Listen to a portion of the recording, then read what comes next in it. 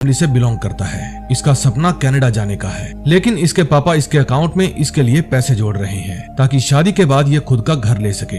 ये अपनी फैमिली की फालतू के काम करने की सलाह से तंग आ चुका है, इसलिए ये अपने घर से थोड़ा दूर रेंट पर ही एक रूम ले लेता है। अपने रूम को सुंदर बनाने के लिए ये एक तस्वीर मंगाता है, लेकिन उसको दीवार पर टांगने के लिए इसको कीलें ठोकनी होंगी और कीलें ठोकने के लिए इसको चाहिए थी हथौड़ी, जो इसके पास नहीं थी। फिर ये अपने काम पर जाता है। जी हाँ दोस्तों, इसे एक स्टोर में नौकरी मिल गई है। रात को इसके स्टोर में दो शराबी आते हैं, एक बाहर ही बैठ जाता है और दूसरा जैकी से सिगरेट का पैक मांगता है। वो इसे कम पैसे देकर कहता है, मुझे एक बोतल बियर और चखना चाहिए, मैं बाहर बैठा हूँ। फिर जैकी बाहर जाता है और कहता है पहले पैसे दीजिए तभी मैं आपको सामान दूंगा। फिर जब वो गर्म होने लगता है तो उसका दूसरा साथी कहता है, तुम इसकी बात का बुरा मत मानो, तुम मेरे साथ चलो, मैं तुम्हें पैसे देता हूँ। फिर सामान लेने के बाद वो जैकी को पैसे देता है और अपने दोस्त को कहता है, यहाँ पर सिगरेट नहीं पी सकते, तुम मेरे साथ बाहर चलो। फिर बियर फिनिश करके वे दोनों शराबी वहाँ से चले जाते हैं। तभी थोड़ी देर बाद वहाँ पर स्टोर का मालिक आता है और जैकी को घर जाने के लिए कहता है। फिर जैकी अपने बॉस से एक दिन के लिए हथौड़ी ले जाने की परमिशन मांगता है ताकि अपने घर की दीवार पर पेंटिंग के लिए कील ठोक सके। जब जैकी अपने घर जाने लगता है तो देखता है उनमें से एक शराबी रास्ते में ही गिरा पड़ा है। फिर वो उसके दूसरे साथी को आवाज लगाता है और कहता है, आपका दोस्त पीछे सड़क पर ही सो रहा है। वो शराबी कहता है, तो सोने दो उसे, तुम अपने घर जाओ। फिर जब वो शराबी जाने लगता है तो जैकी उसकी पीठ पीछे उसे मुक्का दिखाता है। फिर वो शराबी पलटता है और जैकी के मुंह पर जोरदार थप्पड़ देता है। फिर वो जैकी को पीटने लगता है और कहता है, तुझे एक बार में समझ नहीं आता, मैंने तुम्हें कहा ना घर जाओ, फिर मेरा पीछा क्यों कर रहे हो। मार खाते समय जैकी को अपना स्कूल टाइम याद आता है। जब वो स्कूल में था तो बच्चे उसे ऐसे ही पीटा करते थे। फिर जैकी अपने बैग में से हैमर निकालता है जो वो अपने घर की दीवार पर कील ठोकने के लिए ले जा रहा था। फिर वो उस हैमर से शराबी का थोबड़ा फोड़ देता है। तभी वहाँ पर बारिश होने लगती है। बारिश का पानी गिरने पर वो शराबी होश में आता है और उठकर चलने लगता है, लेकिन दुकान के शटर से टकराकर फिर से नीचे गिर जाता है। अब जैकी की भी फट जाती है। तभी वहाँ पर एक अंधी औरत आती है जो अपने कुत्ते के साथ थी। फिर उसका कुत्ता उसे लाश के पास ले जाता है। यह देखकर जैकी और भी ज्यादा डर जाता है,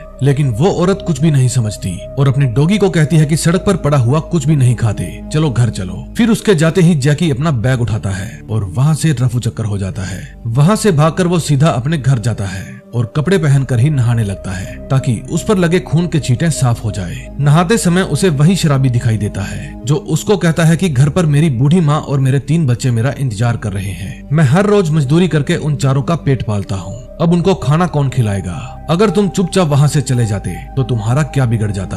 तभी वहाँ पर पुलिस आ जाती है और उसे पकड़कर ले जाने लगती है। उसे पुलिस की हिरासत में देखकर उसकी माँ बेहोश हो जाती है, लेकिन ये तो सिर्फ उसका सपना था। फिर वो रात को पड़ा पड़ा सोचता है कि पता नहीं अब तक पुलिस यहाँ क्यों नहीं आई। फिर उसे याद आता है कि जल्दबाजी में उसने हैमर वहीं पर छोड़ दिया है। रात को उसने कितनी बड़ी गलती कर दी। फिर सुबह मौकाए वारदात पर पुलिस आ जाती है और उस जगह की और वहाँ पर बड़े सामान की अच्छे से छानबीन करती है। शराबी के पास एक पॉलिथीन था जिसके ऊपर उस स्टोर का नाम लिखा था जहाँ जैकी काम किया करता था। फिर डैनी नाम का वो डिटेक्टिव उस स्टोर में जाता है और वहाँ से अपने लिए सिगरेट पैक खरीदता है। फिर वो स्टोर के बाहर जाकर बैठ जाता है। तभी वहाँ पर चंटू बंटू नाम के 2 लड़के आते हैं। फिर चंटू नाम का लड़का डैनी से लाइटर मांगता है, लेकिन डैनी कहता है मैं सिगरेट नहीं पीता। तभी चंटू डैनी के साथ बदतमीजी करने लगता है। फिर जैसे ही डैनी का साथी बाहर आता है तो डैनी कहता है इन दोनों को गाड़ी में डालो, इनकी क्लास लेनी पड़ेगी। फिर पुलिस स्टेशन में उनके पास पार्क नाम का पुलिस वाला आता है जो कि बहुत ही शरीफ था। वो उन दोनों लड़कों को समझाता है ताकि आइंदा वो किसी के साथ भी बदतमीजी से पेश ना आए। डैनी उस समय उस स्टोर के सीसीटीवी फुटेज देख रहा था। तभी सामने बैठा उसका साथी अपने बॉस को बताता है कि वहाँ पर 2 लाशें थी। ऐसा लगता है कि वे दोनों आपस में ही लड़कर मर गए। फिर डैनी दोबारा उस मार्केट में जाता है और वहाँ जाकर पूछता है कि वो लड़का जो सीसीटीवी फुटेज में था वो कहाँ है। मरने वाले ने मरने से पहले उससे कुछ सामान लिया था। इतने में वहाँ पर जैकी आ जाता है। उसका साथी कहता है किसी का खून हो गया है, सर पूछताछ करने आए हैं। फिर डैनी उसे लेकर बाहर जाकर बैठ जाता है। जैकी पूछता है क्या हम यहीं पर बात करने वाले हैं। डैनी कहता है क्यों, पुलिस स्टेशन चलना चाहते हो। चलो ये बताओ कि जो आदमी कल तुम्हें मुक्का दिखा रहा था उसने तुम्हारी इज्जत का फलूदा किया, इसीलिए तुमने उसे मारा ना। जैकी ये बात सुनकर डर जाता है। डैनी कहता है मजाक कर रहा था। तुम मुझे ये बताओ करीब 2 घंटे तक वो यहाँ पर बैठे रहे, क्या बातें कर रहे थे वो। जैकी कहता है वो अपनी फैमिली के बारे में बात कर रहे थे कि उनको दिन भर क्या क्या झेलना पड़ता है। बातें बताते बताते जैकी इतना डर जाता है कि वो सब कुछ सच सच बताने ही वाला था कि तभी वहाँ पर डैनी का साथी आ जाता है। वो बताता है सर गुड न्यूज है, फोरेंसिक की रिपोर्ट आ गई है। वे दोनों दोस्त आपस में ही लड़कर मर गए। हमको एक गवाह भी मिल गया जिसने उन दोनों को लड़ते हुए देखा था। उन दोनों के हाथों में ईंटें थी जिससे उन दोनों ने एक दूसरे को मारा होगा। फिर पुलिस स्टेशन में उनमें से एक शराबी की पत्नी को बुलाया जाता है। वो बताती है मेरा पति सारा दिन शराब के नशे में धुत रहता था, लेकिन उसका दोस्त मेरा और मेरे बच्चे का ख्याल रखता था। मैं अपने पति को तलाक देकर उसके दोस्त के साथ शादी करने वाली थी। फिर बाहर आकर डैनी अपने साथियों को बताता है मुझे अब भी नहीं लगता कि उन दोनों ने एक दूसरे को मारा है, क्योंकि ईंट के ऊपर कोई भी खून का निशान नहीं था। तभी रात को जैकी का दोस्त जियोंग उससे मिलने आता है। वो पूछता है तुम मेरा फोन क्यों नहीं उठा रहे? जैकी कहता है मेरा फोन खराब हो गया है। जियोंग बताता है कि आज जब मैं कॉलेज से बाहर आ रहा था तो एक पुलिस वाला मुझसे तेरे बारे में सवाल जवाब कर रहा था। उसके सवालों से मुझे ऐसा लगने लगा जैसे वो मर्डर तूने ही किया हो। अब कुछ दिन बीत जाते हैं। तभी वो शरीफ पुलिस वाला भागकर डैनी के पास जाता है और बताता है कि उस दिन जो हमें 2 लोगों की लाश मिली थी उनमें से एक अपनी नकली पहचान बनाकर रह रहा था। उसके डीएनए की रिपोर्ट आई तो हमें पता चला कि वो एक सीरियल किलर था जो 2009 से गायब था। उसका नाम यो बॉय था। जैकी भी ये न्यूज जब टीवी पर सुनता है तो हैरान हो जाता है, क्योंकि अगर उस दिन जैकी के हाथ हथौड़ा ना लगता तो वो किलर जैकी को मार ही डालता। कहते हैं कर्मा लौट कर आता है, इसलिए उस किलर को भी अपने किए की सजा मिल गई। लास्ट में हम उसी अंधी औरत को देखते हैं जो कत्ल की रात जैकी के पास से गुजरी थी। फिलहाल वो अपने कुत्ते के साथ खेल रही थी और वो हैमर जिससे जैकी ने उस कातिल को मारा वो उसके ही घर में पड़ा था। अब नेक्स्ट एपिसोड में देखते हैं ये हैमर यहाँ पर कैसे आया। सेकंड एपिसोड की शुरुआत में हम देखते हैं जैकी के पीछे उस अंधी औरत का कुत्ता भाग रहा था। तभी जैकी को अपने रूम के अंदर होश आता है और उसके ऊपर खून के कुछ छींटे भी पड़े हुए थे। अब ये सब कैसे हुआ ये आपको थोड़ी देर में पता चल जाएगा। फिर जैकी अपनी मॉम से मिलने जाता है। उसकी मॉम उसे चर्च ले जाती है। चर्च में उसकी माँ उसे कहती है तुम्हें पता है ना, जहाँ तुम काम करते हो वहाँ किसी का मर्डर हो गया है, लेकिन जो कुछ भी हुआ अच्छा ही हुआ। उस जैसे आदमियों के साथ यही होना चाहिए था। ऊपर वाले की लाठी में आवाज नहीं आती। फिर चर्च के बाद वो अपने लिए एक नया फोन लेने जाता है, क्योंकि उसका पुराना फोन उस रात झगड़े में टूट गया था। फिर वो अपने स्टोर में जाता है और वहाँ पर काम करने लगता है। फिर थोड़ी देर बाद वहाँ पर वही अंधी लेडी आती है और उससे एक सिगरेट का पैकेट मांगती है। फिर जब जैकी उसका चेहरा देखता है तो चौंक जाता है। फिर वो लेडी जैकी को कहती है कि तुम्हारे चेहरे के हाव भाव देखकर लगता है कि तुम मुझे पहचान गए। तुम्हें लगा होगा मैं अंधी औरत हूँ। नहीं, मैं अंधी नहीं हूँ। मैंने उस रात खून होते हुए देख लिया था। उस रात तो मैं कुछ नहीं बोली और वहाँ से जाना ही ठीक समझा। तुम्हारे पास तुम्हारा हथौड़ा तो होगा ना?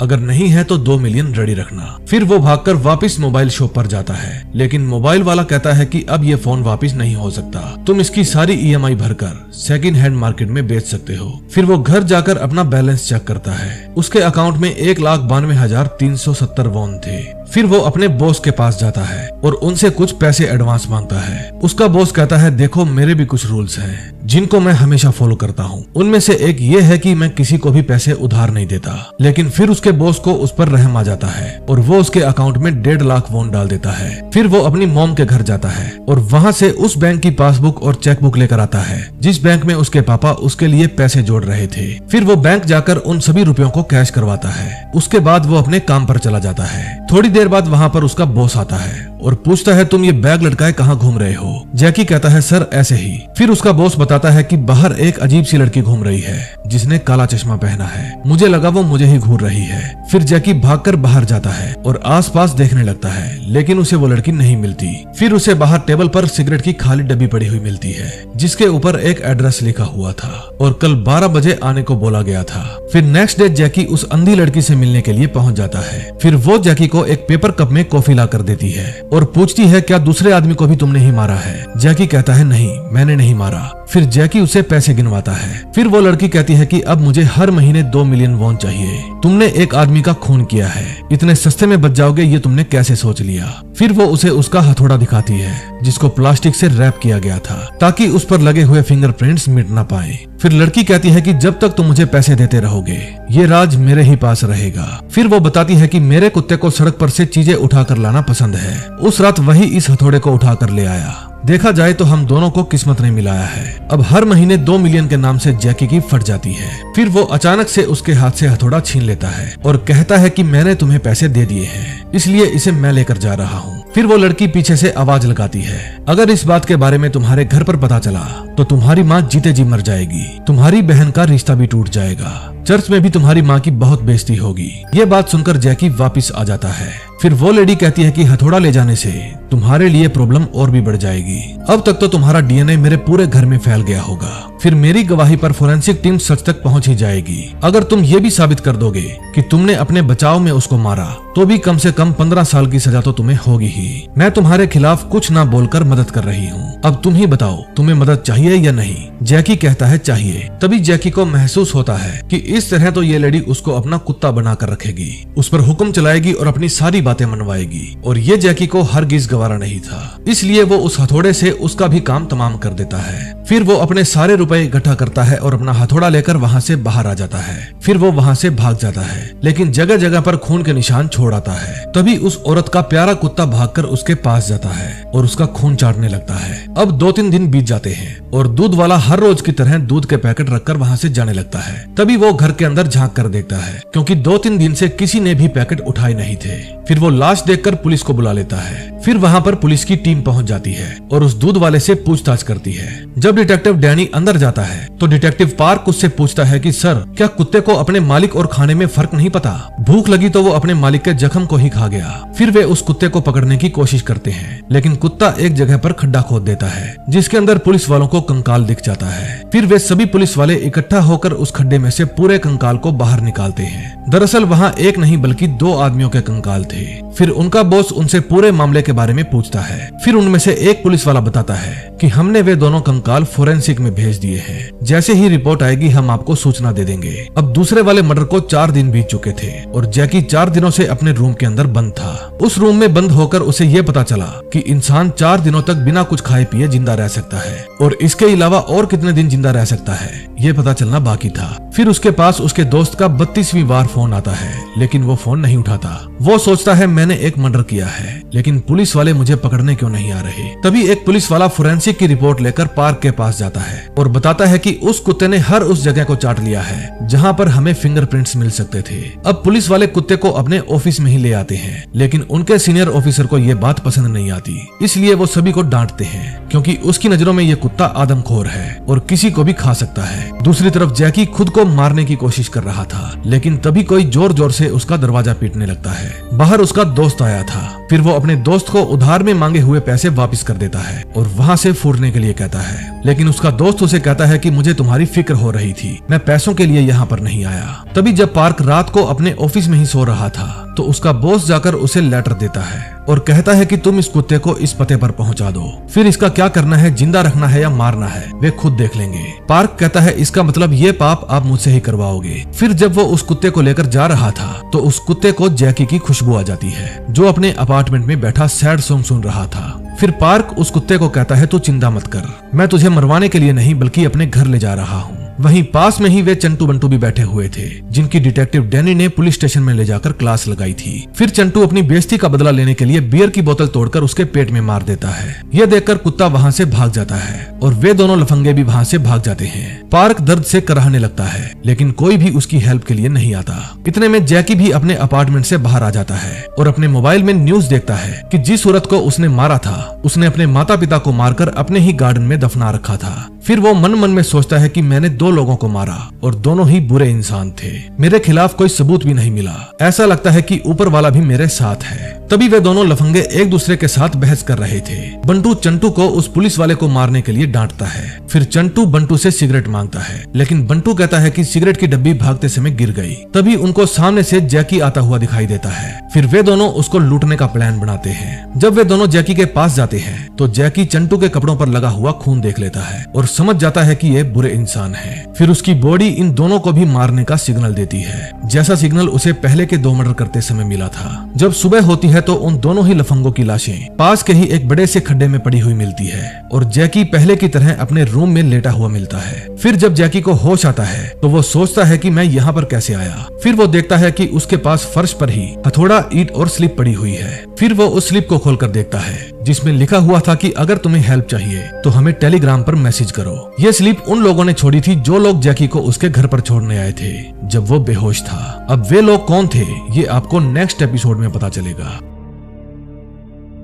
थर्ड एपिसोड में हमें पास्ट का सीन दिखाया जाता है, जिसमें हमें सियोन नाम की वही लड़की दिखाई जाती है जो जैकी को ब्लैकमेल कर रही थी। दरअसल एक बार वो अपनी कजन्स के साथ शराब पी रही थी और नशे में धुत थी। उस समय उनके कमरे में गैस लीक हो रही थी, लेकिन नशे में उनको पता ही नहीं चला और जैसे ही सियोन ने सिगरेट जलाने के लिए लाइटर जलाया, वहाँ विस्फोट हो गया। इसी कारण से उनके शरीर के कुछ हिस्से जले हुए थे। फिर यही तरीका उसने अपने माँ बाप को मारने के लिए अपनाया, क्योंकि उसने अपने माँ बाप के नाम से 8 अलग अलग लाइफ इंश्योरेंस पॉलिसी ली हुई थी। लेकिन गैस की बदबू के कारण उसकी माँ की आँख खुल जाती है। फिर वो बाहर आकर अपनी बेटी से पूछती है, गैस की बदबू क्यों आ रही है? सियोन कहती है, क्या माँ, आपने भी सारा प्लान चौपट कर दिया। फिर वो एक बड़ा सा छुरा लेती है और अपने माँ बाप को मारकर घर के ही गार्डन में दफना देती है। आपने सुना तो होगा, जैसा करोगे वैसा भरोगे। तो सियोन के साथ भी बिल्कुल वैसा ही हुआ जैसा उसने अपने माँ बाप के साथ किया। अब कहानी प्रेजेंट में आती है। डिटेक्टिव डैनी और उसका साथी दोनों सियोन की कजन से मिलने जाते हैं। डैनी उसे कहता है कि हम आपकी कजन सियोन के बारे में जानना चाहते हैं। सियोन की कजन बताती है कि वो बहुत ही घमंडी टाइप की लड़की थी। दूसरों को दर्द देने में उसे बहुत मजा आता था। अब कुछ दिन बाद जब पार्क ठीक होता है तो वो अपने ऑफिस में जाता है। फिर सब लोग उसका स्वागत करते हैं। पार्क कहता है, मुझे तो विश्वास ही नहीं होता कि कोई मुझ जैसे बंदे को भी मारना चाहेगा। जब उसने मेरे पेट में कांच की बोतल मारी तो मैंने उसे पकड़ना चाहा, लेकिन मेरे पेट से खून की बाढ़ आने लगी और मैं तो उसको देखकर बेहोश ही हो गया। लेकिन उनको किसने मारा कुछ पता चला? फिर उसका बॉस उसे कहता है कि उन दोनों को किसने मारा हमें कुछ पता नहीं चला, लेकिन तुम्हें अभी रेस्ट करना चाहिए। ऐसा करो, तुम कुछ दिनों की छुट्टी ले लो। लेकिन पार्क कहता है कि सर, मैं अगर घर पर रहूंगा तो और ज्यादा बीमार हो जाऊंगा। नेक्स्ट डे जब डैनी अपने साथी के साथ बंटू के फ्यूनरल में जाता है तो उसकी माँ उसके कान के नीचे एक थप्पड़ देती है और कहती है, आज तक मेरे बेटे ने एक मच्छर भी नहीं मारा और तुम लोग उसके ऊपर इतना बड़ा इल्जाम लगा रहे हो। तुम जाकर उसके कातिल को ढूंढो। फिर डैनी बाहर जाकर अपनी गाड़ी में बैठ जाता है। डैनी का साथी कहता है, सर, उस औरत ने अपना बेटा खोया है, आपको थोड़ी नरमी दिखानी चाहिए थी। डैनी कहता है, तुम मुझे मेरा काम मत सिखाओ। जिन्हें तुम बेगुनाह समझ रहे हो वे लोग गुनहगार थे। दोनों हरामी थे साले। एक बार बंटू ने एक सियाऊ नाम की लड़की को अपने प्यार के जाल में फंसाया। फिर स्कूल की छुट्टी के बाद उन दोनों ने सियाऊ के साथ गलत काम किया और उसे मरने के लिए वहीं पर छोड़ दिया। वो तो उसकी किस्मत अच्छी थी, वहाँ कोई आ गया और उसे हॉस्पिटल ले गया, लेकिन वो लड़की उस हादसे को भुला नहीं पाई। फिर ठीक 1 महीने बाद उसने खुदकुशी कर ली। फिर उसके फ्यूनरल वाले दिन एक औरत वहाँ पर आकर उसके घर वालों के साथ हंगामा करने लगी। ये वही औरत थी, लेकिन इसका बेटा आसानी से छूट गया क्योंकि उस समय वो माइनर था। उसके बाद भी वे दोनों लड़के मारपीट, चोरी चिकारी जैसे काम करते रहे। उस लड़की के बाप की नजरों में वे दोनों गुनहगार थे। अगर वो मेरी बेटी के साथ ऐसा करते तो मैं उन्हें कब का मार चुका होता। फिर डैनी दोबारा से स्टोर में जाता है और सियोन की फोटो दिखाकर पूछता है, क्या ये लड़की यहाँ पर आई थी? ओनर बताता है, मैंने इसे देखा था, ये स्टोर के बाहर ही घूम रही थी। फिर वो जैकी के बारे में पूछता है। ओनर बताता है कि उसने मेरी पीठ में छुरा घोंपा है। वो मुझसे 1 महीने का एडवांस लेकर गया और वापस ही नहीं आया। जब वो लड़की बाहर आई थी तो उसे जैकी ने भी देखा था। दूसरी तरफ जैकी उस लिस्ट में लिखे हुए टेलीग्राम नंबर पर मैसेज करता है। दूसरी तरफ से मैसेज आता है, nice to meet you mister Jackie. अपना नाम पढ़कर जैकी डर जाता है। फिर नेक्स्ट डे डैनी का साथी सियाऊ के बाप के पास जाता है। उसका बाप बताता है कि मेरी बेटी बहुत ही भोली थी, वो सबका भला करती थी और आसानी से किसी की भी बातों में आ जाती थी। चंगू मंगू ने मेरी बेटी के साथ गलत काम किया, इसलिए मैंने ही उन दोनों को खत्म कर दिया। दूसरी तरफ जैकी भी परेशान था, इसलिए वो पुलिस स्टेशन फोन करके कहता है कि मुझे सरेंडर करना है। पुलिस वाला कहता है, नेकी और पूछ पूछ, आ जाओ पुलिस स्टेशन। फिर वो ईंट और हथौड़ा अपने बैग में रखता है और घर से निकल पड़ता है। दूसरी तरफ डैनी जब अपने पुलिस स्टेशन जाता है तो देखता है कि उसका साथी और उसका बॉस सियाऊ के पिता का बयान ले रहे थे। सियाऊ का पिता बताता है कि उन दोनों ने खूब शराब पी रखी थी, इसलिए मैंने मौके का फायदा उठाया और उन दोनों को मार दिया। फिर कुछ देर बाद डैनी सियाऊ के पिता के पास जाता है और उन्हें एक पेपर पर साइन करने को कहता है। फिर उसको साइन करता हुआ देखकर डैनी कहता है, आप इल्जाम अपने सर पर क्यों ले रहे हो? मैं जानता हूँ आपने उन लड़कों को नहीं मारा क्योंकि मारने वाला राइट हैंडेड था और आप लेफ्ट हैंडेड। तभी उसका बॉस वहाँ पर आ जाता है और उसे बाहर आने को कहता है। बाहर ले जाकर उसका बॉस पूछता है, तुम ये सब करके क्या साबित करना चाहते हो? हमारे पास उसकी स्टेटमेंट है, उसने अपना गुनाह कबूल किया है। डैनी कहता है कि वो कुछ भी कहेगा तो हम मान थोड़ी लेंगे। जब तक हमें कोई ठोस सबूत नहीं मिल जाता हम पूछताछ जारी रखेंगे क्योंकि हमारे डिपार्टमेंट की इज्जत का सवाल है। फिर उसका बॉस चला जाता है। तभी डैनी का साथी बताता है कि हमने उस औरत को बता दिया है कि आपके बेटे का कातिल कौन है। डैनी पूछता है कि सियाऊ के फादर कहाँ हैं? जेम्स बताता है कि हमने उनको घर भेज दिया है। सियाऊ के पापा घर जाते समय उस रात की घटना को याद कर रहे थे, लेकिन तभी बंटू की माँ तेज रफ्तार में गाड़ी चलाकर लाती है और सियाऊ के पापा को उड़ा देती है। फिर वहाँ पर डैनी और उसका साथी भी आ जाते हैं। डैनी को पता था ऐसा ही कुछ होने वाला है। फिर रात को जैकी अपने बचे हुए पैसे अपने अकाउंट में जमा कर देता है और फिर जैसे ही बैंक से बाहर निकलता है 2 बाइक सवार उसका बैग छीन कर ले जाते हैं। गिरने के कारण जैकी को काफी चोट आती है। फिर दूर कहीं पर जाकर वो उसका बैग चेक करते हैं, लेकिन बैग में पैसे नहीं थे। फिर वो उस बैग को पानी में फेंक देते हैं। तभी जैकी को हॉस्पिटल ले जाया जाता है। डैनी भी उस समय हॉस्पिटल में आता है क्योंकि उसको सियाओ के पिता का पता लेना था। डैनी पूछता है कि खुद को कातिल साबित करने की कोई तो वजह होगी, यूं ही कोई किसी के इल्जाम को अपने सर नहीं लेता। सियाओ के पापा कहते हैं वो इसी लायक थे, इसीलिए मैंने उनको मारा। उनको उनकी सजा देकर मुझे बहुत अच्छा महसूस हो रहा है। डैनी कहता है सजा देने के लिए कानून बना है। खैर छोड़ो, कल मिलते हैं। फिर कुछ देर बाद नर्स सियाओ के फादर का टेस्ट करने के बाद उनको लॉबी में ही छोड़ देती है। फिर वो अपना फोन निकालकर टेलीग्राम चेक करता है जिसमें जैकी का मैसेज आया हुआ था, यानी कि वो स्लिप सियाओ के पापा ने ही वहीं पर छोड़ी थी। तभी उनकी नजर जैकी पर पड़ती है। फिर वो तेज स्पीड में अपनी व्हील चेयर को चलाकर उसका पीछा करते हैं, लेकिन आगे जाकर गिर जाते हैं। तभी जैकी उनको देख लेता है और उनकी हेल्प करने के लिए उनके पास आता है। फिर वो कहते हैं जैकी तुम्हें यहाँ पर नहीं आना चाहिए था, यहाँ बहुत सारे पुलिस वाले हैं, तुम अभी यहाँ से चले जाओ। जैकी पूछता है क्या आप मुझे जानते हैं? वो कहते हैं तुम्हें बहुत कुछ जानना है, तुम घर जाकर टेलीग्राम चेक करना, बेटा प्लीज तुम यहाँ से चले जाओ। फिर वो चंटू बंटू को मारने के लिए जैकी का शुक्रिया अदा करते हैं और उसे वहाँ से भगा देते हैं। डैनी भी उस समय हॉस्पिटल के बाहर ही मौजूद था। फिर कार में बैठते समय वो जैकी को देख लेता है। फिर उसे कुछ गड़बड़ लगती है और वो उसका पीछा करने लगता है। सियाओ के पिता हॉस्पिटल में अपनी बेटी के साथ बिताए हुए अच्छे पल याद कर रहे थे और फिर वो बहुत सारी स्लीपिंग पिल्स खा लेते हैं और अपनी बेटी की याद में हमेशा के लिए चैन की नींद सो जाते हैं। तभी हमें पास्ट का सीन दिखाया जाता है जब वो उन दोनों लफंगों को मारने के लिए उनका पीछा कर रहे थे, तो वो देखते हैं कि उनकी फाइट जैकी से हो जाती है। फिर जैकी उन दोनों को मार देता है और खुद भी वहाँ पर बेहोश हो जाता है। डैनी अभी भी जैकी का पीछा कर रहा था, लेकिन तभी उसके पास हॉस्पिटल से कॉल आती है। नर्स बताती है कि मिस्टर कॉन्ग ने खुद की जान लेने की कोशिश की है,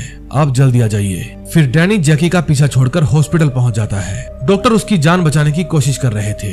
दूसरी तरफ जैकी अपना फोन निकालकर टेलीग्राम चेक करता है और देखता है कि किसी ने वो अकाउंट डिलीट कर दिया है। फिर जैकी को याद आता है कि जिस दिन उसने चंटू बंटू को मारा उस रात मुझे 2 आदमियों ने घर छोड़ा, उनमें से एक मिस्टर कॉन्ग थे, लेकिन उसे दूसरे वाले का पता नहीं था। अब 3rd एपिसोड के लास्ट में हम देखते हैं जैकी की माँ और बहन उसके अपार्टमेंट का दरवाजा खटखटाती है, लेकिन जब कोई दरवाजा नहीं खोलता तो वो रिसेप्शनिस्ट से उस रूम का दरवाजा खुलवाती है। रूम की हालत देखकर जैकी की माँ कहती है, हे भगवान, क्या मेरा बेटा ऐसी जगह पर रहता था? तभी उसे वहाँ पर एक लेटर मिलता है। अब इस लेटर में क्या लिखा था ये आपको नेक्स्ट एपिसोड में पता चलेगा। 4th एपिसोड में हम देखते हैं एक बिजनेसमैन होटल में पार्टी करके बाहर आता है। फिर जब वो अपनी कार के पास जाता है तो अंधेरे में एक आदमी को खड़े देखता है। फिर वो उसे अपना ड्राइवर समझकर कहता है जल्दी आ जाओ, हम लेट हो रहे हैं। उस आदमी ने ओनली फॉर हीरोज नाम की जैकेट पहनी हुई थी। ये वही नाम था जिस नाम से जैकी को टेलीग्राम पर मैसेज आते थे। फिर वो कार स्टार्ट करके कार को वहाँ से ले जाता है, लेकिन तभी उस बिजनेसमैन के पास उसके ड्राइवर का फोन आता है। वो कहता है सर मैं पार्किंग लॉट में खड़ा हूँ, आप मुझे छोड़कर कहाँ चले गए? फिर वो बाहर झांकता है और कहता है ये तो मुझे कहाँ ले जा रहे हो? फिर जो भी उस कार को ड्राइव कर रहा था वो उस बिजनेसमैन को शॉक देकर बेहोश कर देता है। फिर अगले दिन उस बिजनेसमैन की लाश नदी में पाई जाती है। तभी रात को डिटेक्टिव ली स्टोर में जाती है और जैकी के बारे में पूछती है, लेकिन ओनर बताता है कि 4 महीने हो गए हैं, वो नौकरी छोड़कर चला गया है। दोस्तों जैकी पता नहीं कहाँ चला गया था, लेकिन उसकी फैमिली ने उसका सारा कर्जा उतार दिया था जो भी उसने लोगों से उधार ले रखा था। अब पार्क भी रिटायर हो गया था, इसलिए वो अपने सामान को लेकर अपने घर जा रहा था। इन 4 महीनों में वहाँ पर कई कत्ल हुए जिनके लिए स्टेशन में स्पेशल टीम बुलाई गई, लेकिन टीम के हाथ कुछ नहीं लगा, इसलिए स्पेशल टीम को वापस भेज दिया गया। तभी डैनी का साथी जेम्स कहता है कि इन लोगों को ये केस हमें सौंप देने चाहिए, आखिर हमने इन केस पर इतनी मेहनत जो की है। डैनी कहता है ये कौन सा यहाँ पर काम करने आए थे, ये तो बस यहाँ पर काम का दिखावा करने आए थे। तभी वहाँ पर डिटेक्टिव ली आ जाती है। वो कहती है तो आपको ये लगता है हम यहाँ पर काम करने का दिखावा कर रहे थे? डियर मैं आपको एक बात बता दूं, सबूत न मिलने पर हालातों पर इल्जाम लगाए जाते हैं, जज्बातों पर नहीं। डैनी कहता है तुम अपनी नाकामयाबी का इल्जाम हम पर लगा रही हो ताकि तुम्हारी कॉलर पर कोई दाग ना लगे। ये बात सुनकर ली हंसने लगती है। और कहती है हर शुक्रवार रात 10 बजे टीवी पर मेरा प्रोग्राम आता है, उसे देखा करो। अगले सीन में हम जिन नाम के एक यूट्यूबर को देखते हैं जिसको गेमिंग के साथ साथ क्राइम के रिगार्डिंग बात करना पसंद था। तभी उसके घर की बेल बजती है और जब वो दरवाजा खोलकर देखता है तो बाहर डिटेक्टिव डैनी को देखकर हैरान हो जाता है। डिटेक्टिव डैनी अपने केस के रिगार्डिंग इस मोटू की हेल्प लेने आया था। जिन कहता है कितनी अजीब बात है ना, आप लोगों को इस केस के रिगार्डिंग एक भी सबूत नहीं मिला। इससे पता चलता है पुलिस आजकल काम में ध्यान नहीं दे रही। डैनी कहता है लेकिन हमने तुमको तो पकड़ लिया था ना। जिन कहता है ये तो बहुत पुरानी बात है, आप मुझे क्यों शर्मिंदा कर रहे हैं। डैनी कहता है केस पर ध्यान देकर बताओ तुम्हें क्या समझ में आता है। जिन बताता है कि शुरुआती केस देखकर तो ऐसा लगता है सारे हादसे अनजाने में हुए हैं, लेकिन ये वाला केस देखकर लगता है कि किलर ने जानबूझकर चाकू मारा है। उसने कई बार चाकू से वार किया, जैसे वो धीरे धीरे इस काम में एक्सपर्ट हो गया हो। लेकिन एक बात अजीब भी है, उसने जितने आदमियों को मारा वे सब के सब क्रिमिनल्स थे। तभी वहाँ की बेल बजती है क्योंकि बाहर डिलीवरी बॉय आया था। फिर जिन उसे खाने का सामान लेकर अंदर आ जाता है। तभी डैनी फोन करके अपने साथी को अंदर आने के लिए कहता है। फिर वो जिन को देखकर कहता है कि तुम्हें इन केसों के बारे में इतनी डिटेल से कैसे मालूम है, अब तो तुम्हें हमारे साथ पुलिस स्टेशन चलना ही होगा। जिन कहता है आप अपनी वर्दी का गलत इस्तेमाल कर रहे हैं, आपके पास वारंट नहीं है। फिर डैनी कहता है या तो चुपचाप शराफत से हमारे साथ चलो और कुछ सवालों के जवाब देकर वापस आ जाना, या फिर मैं वारंट के साथ आऊंगा और अच्छे से तुम्हारी इज्जत उतारूंगा। दूसरी ऑप्शन में तुम्हारे खिलौने भी टूट सकते हैं। फिर वे उसे पुलिस स्टेशन ले जाकर उसका बयान सुनने के लिए अपने बॉस को बुलाते हैं। उसका बॉस कहता है ये सब फालतू बकवास सुनने के लिए मुझे बुलाया था, मैं अब घर जा रहा हूँ और इस मोटू को भी जाने दो। फिर रूम से बाहर जाकर डैनी का साथी कहता है सर इसने सारी जानकारी नेट से हासिल की थी, इसलिए हम इसको अंदर नहीं रख सकते। फिर डैनी जिन को अपनी कार में बिठाकर घर छोड़ने जाता है। उस समय जिन का मूड ऑफ था। फिर जब डैनी उसे कहता है कि मुझे इस केस से रिलेटेड कोई सुराग नहीं मिल रहा, तो जिन कहता है इससे मेरा क्या लेना देना, पुलिस वाले आप हैं, ये आपका काम है। फिर डैनी कहता है तुम भी तो यूट्यूब पर यही करते हो यार, एक बात कान खोलकर सुन लो, अगर तुम्हें कुछ भी पता चले और तुमने मुझे नहीं बताया तो मुझसे बुरा कोई नहीं होगा। फिर जब डैनी रेस्टोरेंट में बैठकर कुछ खा पी रहा था तो उसकी नजर सियोन के कुत्ते पर पड़ती है। फिर वो उसका पीछा करता है। वो देखता है कि वो डॉग इधर उधर से खाने का सामान उठाकर लाता है और सियोन के घर में ले जाकर खा लेता है। ये देखकर डैनी बहुत दुखी हो जाता है। दूसरी तरफ जिन अपने घर में खिलौनों को चेक कर रहा था क्योंकि डैनी खिलौनों की गर्दन टेढ़ी मेढ़ी कर गया था। तभी उसके घर की फिर से बेल बजती है। बाहर एक डिलीवरी बॉय आया था। वो जिन के लिए एक टोफू लेकर आया था। वो डिलीवरी बॉय कोई और नहीं बल्कि जैकी था। जिन कहता है तुम्हें यहाँ पर संभल कर आना चाहिए, एक पागल डिटेक्टिव हाथ धोकर मेरे पीछे पड़ गया है। फिर जब जैकी नीचे जाता है तो एक डिटेक्टिव उससे पूछताछ करता है। उस समय डैनी जेम्स के साथ कार में बैठा हुआ था। जेम्स पूछता है सर आप इस यूट्यूबर के पीछे क्यों पड़े हो। डैनी बताता है कई साल पहले मैं एक कातिल के पीछे पड़ा था और ये यूट्यूबर उसे बचा रहा था, मुझे शक है कि अब भी ये ऐसा ही कर रहा है। तभी दूसरा डिटेक्टिव कार के अंदर आ जाता है और बताता है कि जिन के घर में एक और डिलीवरी बॉय आता है जो कभी अपना चेहरा नहीं दिखाता। फिर डैनी जैकी को देख लेता है और अपने साथियों को जल्दी से उस डिलीवरी बॉय का पीछा करने के लिए कहता है और खुद भागकर जिन के पास जाने लगता है। जिन के रूम में जाकर वो उसके कंप्यूटर की केबल उखाड़ लेता है और पूछता है कि मर्डर विक्टिम्स को तू ही चुनता है ना। दूसरी तरफ डैनी के साथी डिलीवरी बॉय का पीछा कर रहे थे। फिर वे एक रेड लाइट पर रुक जाते हैं। तभी जेम्स कार से नीचे उतरता है और भागकर डिलीवरी बॉय को पकड़ने की कोशिश करता है, लेकिन डिलीवरी बॉय वहां से चला जाता है। फिर जेम्स काफी दूर तक उसका पीछा करता है और आखिर उसे पकड़ ही लेता है। दूसरी तरफ डैनी जिन को पीट रहा था। जिन कहता है आप जो कुछ भी कर रहे हैं ये कानून के खिलाफ है। फिर डैनी उसके खिलौने तोड़ने लगता है। तभी वहां पर जेम्स उस डिलीवरी बॉय को लेकर आ जाता है। डैनी पूछता है ये तुम किसको पकड़ कर ले आए, मैंने इसे लाने को नहीं कहा था। तभी डैनी के पास उसके बॉस की कॉल आती है। वो कहते हैं तू उसको मार क्यों रहा है बे, तेरी वीडियो इंटरनेट पर ऑनलाइन चल रही है, अब इससे पहले कि यहाँ पर कोई हंगामा हो तू वहाँ से फौरन निकल। फिर डैनी कंप्यूटर ऑन करके चेक करता है कि उसने कहाँ कहाँ कैमरे लगा रखे हैं। तभी बाहर से पुलिस वालों की आवाज आती है, दरवाजा खोलो वरना हम दरवाजा तोड़ देंगे। फिर डैनी बैटमैन के पोस्टर के पीछे लगा कैमरा उखाड़ देता है और जिन को ऐसी नजरों से देखता है कि अब तुझे कौन बचाएगा। फिर जिन एक 360 लेकर उसमें वीडियो बनाने लगता है। ये देखकर डैनी को गुस्सा आ जाता है और वो जैसे ही उसे मारने के लिए आगे बढ़ता है जेम्स उसे रोक लेता है। तभी डिलीवरी बॉय दरवाजा खोलकर वहाँ से भाग जाता है। फिर पुलिस वाले अंदर आकर डैनी को पकड़ लेते हैं। अब 4 महीने पहले क्या हुआ था मैं आपको ये बताता हूँ। 4 महीने पहले जैकी अपने रूम में अपनी मॉम डैड के लिए एक लेटर छोड़ गया था जिस पर लिखा था डियर मॉम डैड, मैं अब तक अपने मकसद को समझ नहीं पाया, इसलिए मैं अपनी जिंदगी के खास मकसद को ढूंढने के लिए कनाडा जा रहा हूँ, बिना बताए जाने के लिए मुझे माफ कर देना। फिर जब वो एयरपोर्ट पर बैठा था तो वो टीवी में न्यूज सुनता है कि जिन 2 लड़कों का उसने खून किया था वे अपने हाई स्कूल के समय से ही क्राइम करते थे। ये न्यूज सुनकर वो थोड़ा खुश हो जाता है। फिर वो नेट पर ओनली फॉर हीरोज लिखकर सर्च करता है, लेकिन इस नाम से उसे कुछ भी नहीं मिलता। फिर वो ट्रेन में बैठकर बुसान के लिए चला जाता है, क्योंकि कनाडा जाने के लिए उसके अकाउंट में बैलेंस कम था। फिर जब बुसान पहुंचकर ट्रेन खाली होती है तो एक अनाउंसमेंट के साथ जैकी की आंख खुलती है कि ये ट्रेन आगे नहीं जाएगी। फिर वो देखता है उसके पास एक लड़का बैठा हुआ है। वो लड़का कहता है ओनली फॉर हीरोज मैं ही हूँ, इंतजार कराने के लिए माफी चाहता हूँ, मैं तुम्हारी हेल्प कर सकता हूँ। फिर वो जैकी को अपने साथ अपने घर ले जाता है और कहता है कि हम दोनों मिलकर इस दुनिया के लिए काफी बेहतर काम कर सकते हैं। फिर वो बताता है कि मिस्टर कोंग के साथ मैं ही तुम्हें तुम्हारे घर छोड़ने गया था। पहले तो मुझे विश्वास ही नहीं हुआ कि मैं जिसको ढूंढ रहा हूँ वो तुम ही हो। तुम जानते हो तुम्हारे पास कुछ खास पावर्स हैं। देखो तुम जिनको भी मारते हो वो सभी क्रिमिनल्स निकलते हैं। दूसरा, तुम्हें कभी भी सबूत छुपाने की जरूरत नहीं पड़ती, क्योंकि सारे सबूत अपने आप ही मिट जाते हैं। ऊपर वाला भी चाहता है कि तुम ये काम करते रहो और समाज से गंदगी हटाते रहो। तुम्हें जो कुछ भी चाहिए वो सब मैं तुम्हें दूंगा। मेरे पास 50 मिलियन वॉन है, मैं तुम्हें वो सब दे दूंगा। फिर तुम अपना कनाडा जाने का सपना भी पूरा कर सकते हो। जैकी को समझ में नहीं आ रहा था कि ये सब उसके साथ क्या हो रहा है। फिर नेक्स्ट डे जिन उसे समझाता है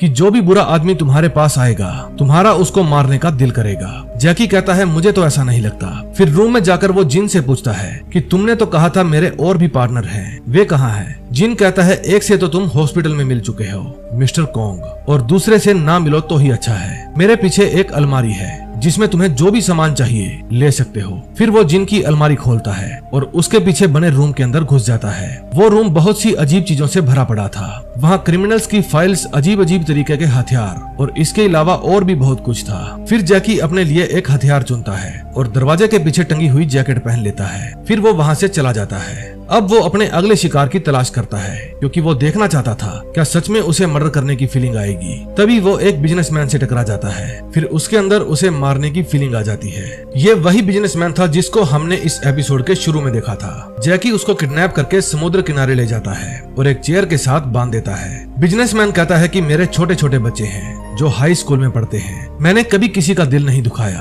तुम मुझे क्यों मारना चाहते हो? मैंने तुम्हारा क्या बिगाड़ा है? जैकी कहता है कि अगर तुमने कुछ गलत काम किया ही नहीं है तो मुझे तुम्हें मारने का मन क्यों हो रहा है? तुमने कुछ तो गलत किया होगा जो तुम मुझसे टकरा गया। बिजनेसमैन कहता है मैंने तुमसे माफी मांगी तो थी, अब टकराने के लिए तू मुझे मार देगा क्या? तभी वहाँ पर जिन आ जाता है। वो बिजनेसमैन के मोबाइल को अपने लैपटॉप के साथ कनेक्ट करके खोल लेता है। फिर उनको उसकी गैलरी के अंदर से कुछ ऐसी वीडियोस मिलती हैं जिसमें उसने किसी लड़की के साथ जबरदस्ती गलत काम किया था। फिर बिजनेसमैन चिल्लाता है कि तुम्हें कुछ गलतफहमी हुई है, प्लीज तुम मुझे छोड़ दो, मैं तुम्हें बहुत सारे रुपए दे सकता हूँ। लेकिन जैकी अपना चाकू निकालता है और उसका काम तमाम कर देता है। फिर अगले दिन सुबह उसकी लाश पानी में तैरती हुई मिलती है। फिर जैकी जिन को कहता है कि मुझे जीने का मकसद मिल गया है। फिर वो अपनी जिम में जाता है और अपना लॉकर खोलकर वहाँ से अपना बैग निकालता है। उस बैग में उसके हथियार पड़े थे। अब जिन उसको जिसकी भी वीडियो भेजता था जैकी उसका काम तमाम कर देता था। पुलिस अब तक उसके बारे में कुछ भी पता नहीं लगा पाई थी, इसलिए उनका सीनियर उन्हें डांटता है। फिर अपने सीनियर से गालियां खाने के बाद कुछ पुलिस वाले अपने सीनियर को ही पीट देते हैं। इसके बदले उन्हें सस्पेंड कर दिया जाता है। डैनी भी बिना कुछ किए सस्पेंड हो जाता है। दूसरी तरफ जैकी अब भी क्रिमिनल्स को चुन चुन कर मार रहा था। अब उसे इस काम में मजा आने लगा था, लेकिन डिटेक्टिव डैनी की जिंदगी तो झंड हो गई थी। लास्ट में हम एक पुलिस वाले को देखते हैं जो एक डिलीवरी बॉय को जैकी की फोटो दिखाकर पूछता है क्या तुमने इसे देखा है? वो डिलीवरी बॉय कहता है ये तो जैकी है। पुलिस वाला पूछता है कहाँ मिलेगा ये मुझे इससे कुछ बात करनी है। अब नेक्स्ट वीडियो में हम देखेंगे डैनी जैकी को पकड़ने के लिए क्या करता है। क्या जैकी की किस्मत जो उसे अब तक बचाती आई है आगे भी उसे बचा पाएगी? और ये जो नया पुलिस वाला आया है ये क्या झंडे गाड़ेगा? क्योंकि ये तो जैकी के ठिकाने पर ही पहुंच गया था। तो दोस्तों अगली वीडियो मिस मत करना। अब तक आपने चैनल सब्सक्राइब नहीं किया तो प्लीज कर लेना। हम मिलेंगे इस वीडियो के नेक्स्ट एपिसोड के साथ। Till then bye bye.